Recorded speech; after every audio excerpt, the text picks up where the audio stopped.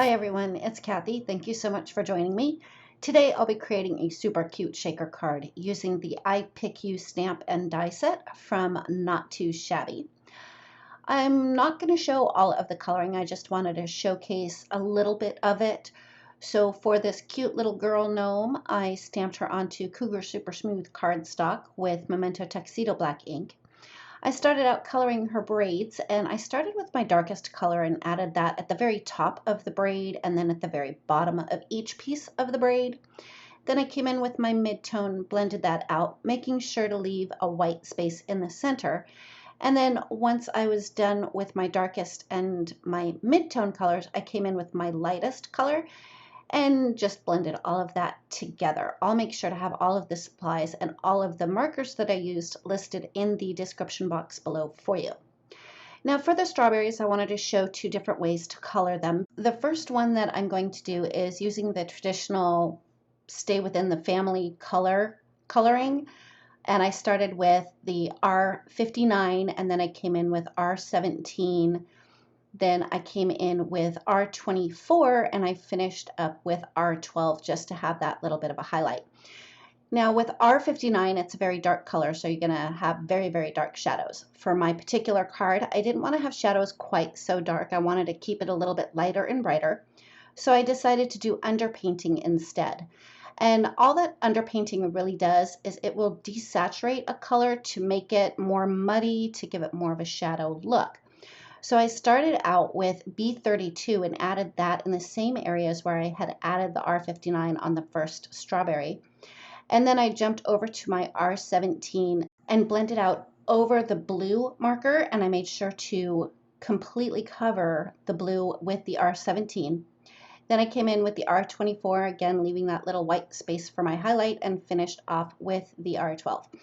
So a couple of different things just to bring up here regarding the way I colored the strawberries is if you don't have the R59, you can always use one of the blue markers to add in those shadows for you. If you want your shadows a little bit darker, you can go with a darker blue. You just want to make sure that you cover the blue entirely with the next color that you do bring in. Anyway, moving right along.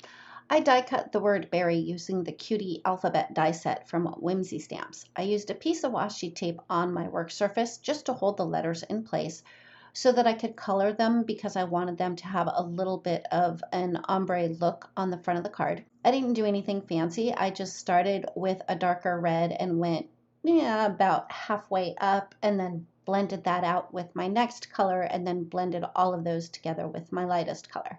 And again, I'll make sure to have all of the markers that I used listed in the description box below for you.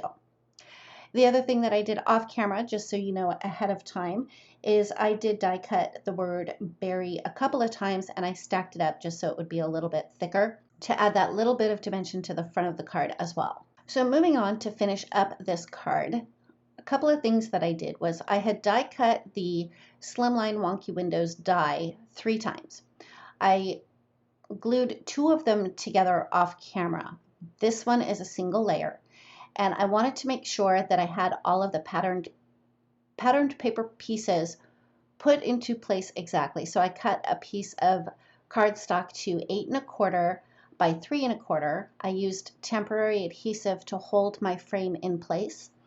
For the patterned paper, I used the Berry Blast green version from Not Too Shabby, which goes perfectly with the I Pick You stamp set. And I strategically ran the Slimline Wonky Windows die through my Gemini Junior to get the patterned paper cut into the shape of the window where I wanted them to be adhered to. That was really hard to say. I hope that makes sense. Anyway. Once I had my patterned paper adhered in place, I removed my Slimline frame from that piece of cardstock so that I could glue the 3rd layer of the Slimline Wonky Window frame to the other 2 that I had already stacked up off camera. Once I had that glued in place, I cut down a piece of acetate that measures about 8 1/4 by 3 1/4. And I used 1/8 of an inch double-sided tape on the back of my frame so that I could adhere my acetate. For any pieces that were hanging off the edge, I just used my scissors to trim that off to make it nice and neat.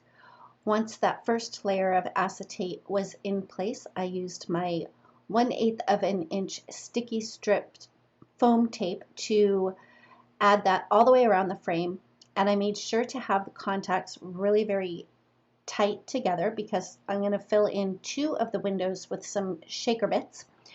And to make sure that those shaker bits didn't fall out, I wanted to make sure that the contact of those sticky strips was very, very close. Next, I grabbed in the freshly picked strawberries mix from This Calls from Confetti, and I added that to 2 of the windows. Now, I know that this particular mix is currently out of stock everywhere that I have found, but This Calls for Confetti has plenty of mixes that would work just as well with this. I'll be sure to have their website linked in the description box below for you so you can check out all their super fancy mixes that they do have. Once I had my shaker bits in place, I removed the release paper from my sticky strips and put a second piece of acetate on top of that.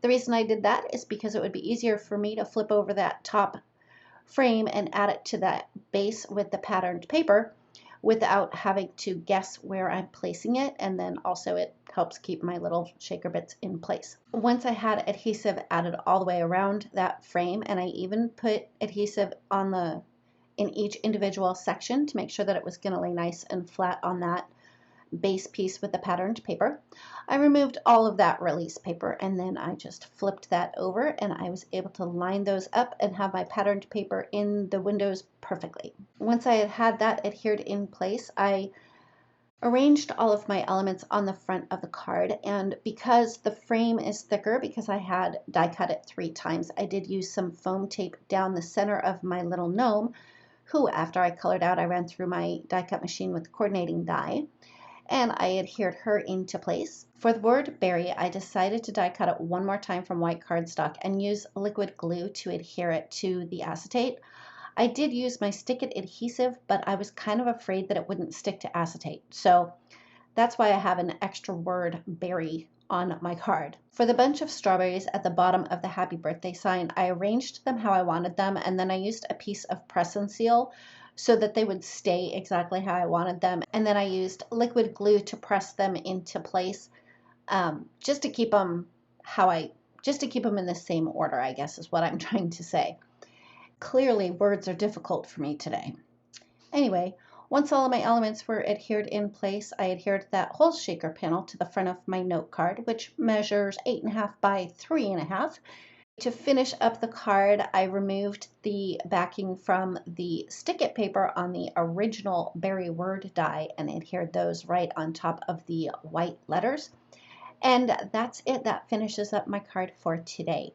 Thank you so much for joining me. If you like this video, please give it a thumbs up. If you've not yet subscribed, I'd love it if you would. And don't forget to ring the bell so you're notified every time a new video is posted.